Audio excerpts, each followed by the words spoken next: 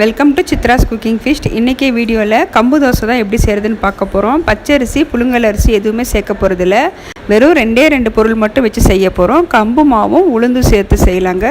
கம்பு நமக்கு வெயிட் லாஸ்க்கு ரொம்பவே ஹெல்ப் பண்ணும். கம்பில் புரோட்டீன் சத்து, ஐரன் சத்து, ஃபைபர் சத்து இருக்குது. ஃபைபர் அதிகமாக இருக்கிறதால கான்ஸ்டிபேஷன் வராமல் தடுக்கும். அரிசியை விட கம்பில் பல மடங்கு நன்மைகள் அதிகம். இதுக்கு சைட் டிஷ் முருங்கைக்கீரை சட்னியும் எப்படி செய்கிறதுன்னு பார்த்துடலாம். இப்போது ஒரு மிக்சிங் பவுல் எடுத்திருக்கேன். 1/4 கிலோ மெஷர்மெண்ட் உள்ள ஒரு கப்பில் 1.5 கப் அளவுக்கு கம்பு மாவு சேர்த்துக்கலாம்.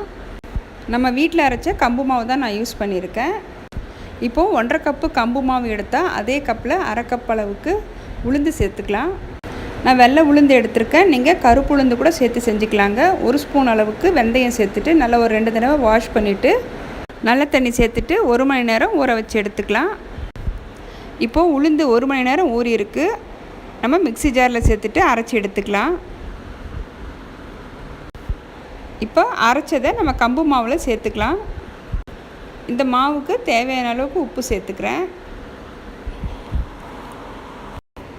தண்ணி கொஞ்சம் கொஞ்சமாக விட்டு தோசை மாவு பதத்துக்கு கரைச்சி எடுத்துக்கலாம். இந்த தோசை நமக்கு செய்கிறது ரொம்பவே ஈஸி. கம்பு மாவு ரெடியாக அரைச்சி இருந்ததுன்னா அது கூட நம்ம உளுந்து 1 மணி நேரம் ஊற வச்சு ஒரு 5 மணி நேரம் புளிச்சதுனாவே நமக்கு தோசை பார்த்திங்கன்னா சூப்பராக ரெடி ஆகிடுங்க. இப்போ தோசை மாவு பதத்துக்கு நல்லா கரைச்சி எடுத்தாச்சு. க்ளோஸ் பண்ணி வைக்கலாம். 5 மணி நேரம் புளிக்கட்டும். இப்போது மாவு நல்லா ஒரு 5 மணி நேரம் புளிக்க வச்சு எடுத்துருக்கேன். நல்லா பொங்கி வந்திருக்கு. நல்லா ஒரு தடவை கலந்துக்கலாம். சட்னி எப்படி செய்கிறதுன்னு பார்த்துடலாங்க. 2 கைப்பிடி அளவுக்கு முருங்கைக்கீரை எடுத்திருக்கேன். நல்ல ஃப்ரெஷ்ஷான முருங்கைக்கீரை எடுத்திருக்கேன். சின்ன துண்டு அளவுக்கு இஞ்சி, ஒரு 6-7 பூண்டு பல் எடுத்திருக்கேன். 2 வெங்காயம், ஒரு தக்காளி எடுத்திருக்கேன். காரத்துக்கு ஒரு 4 காஞ்ச மிளகாய், கருவேப்பிலை, அப்புறம் கடலைப்பருப்பு, உளுத்தம்பருப்பு எடுத்திருக்கேன். இப்போ ஒரு பேன் வச்சுருக்கேன். இதில் 1 ஸ்பூன் அளவுக்கு எண்ணெய் சேர்த்துருக்கேன். எண்ணெய் காஞ்சதும் நம்ம எடுத்து வச்சுருந்த கடலைப்பருப்பு, உளுத்தம்பருப்பு சேர்த்துக்கலாம். நல்லா ஒரு தடவை ஃப்ரை பண்ணிக்கோங்க. ஒரு கொத்து கருவேப்பிலை சேர்த்துக்கிறேன். 3 காஞ்ச மிளகாய் சேர்த்துக்கிறேன். ஒரு சின்ன துண்டு அளவுக்கு இஞ்சி சேர்த்துருக்கேன். பூண்டு சேர்த்துக்கலாம். பூண்டு சேர்த்துட்டு வெங்காயம் சேர்த்துக்கலாம். வெங்காயம் கொஞ்சம் வதங்கட்டும். வதங்கினதை நம்ம தக்காளி சேர்த்துக்கலாம். இப்போ இந்த சட்னிக்கு ஒரு 1/2 ஸ்பூன் அளவுக்கு கல்லுப்பு சேர்த்துக்கிறேன். இப்போ பார்த்தீங்கன்னா வெங்காயம் நல்லா வதங்கி வந்திருக்கு. நம்ம எடுத்து வச்சுருந்த தக்காளி சேர்த்துக்கலாம். ஒரு தக்காளி சேர்த்துருக்கேன். தக்காளி கொஞ்சம் வதங்கினதை நம்ம முருங்கைக்கீரை சேர்த்துக்கலாம்.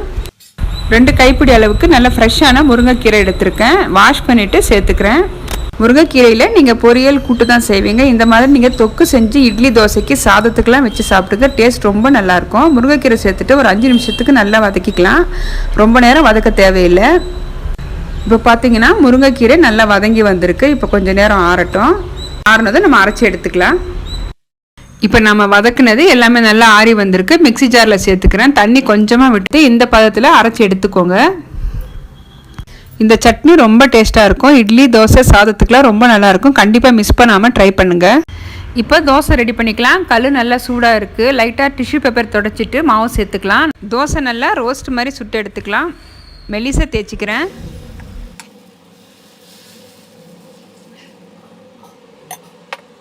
மேலே 1 ஸ்பூன் அளவுக்கு எண்ணெய் சேர்த்துக்கிறேன். மொறுமொறுன்னு வரும். இப்போ பார்த்தீங்கன்னா தோசை ரெடி ஆயிடுச்சு பாருங்கள். நல்ல கலர் வந்திருக்கு. நல்ல மொறுமொறுப்பாக இருக்குது. இப்போ அடுத்த பக்கம் திருப்பிக்கலாம். இந்த மாவில் ஊத்தப்பமும் ரெடி பண்ணிக்கலாங்க.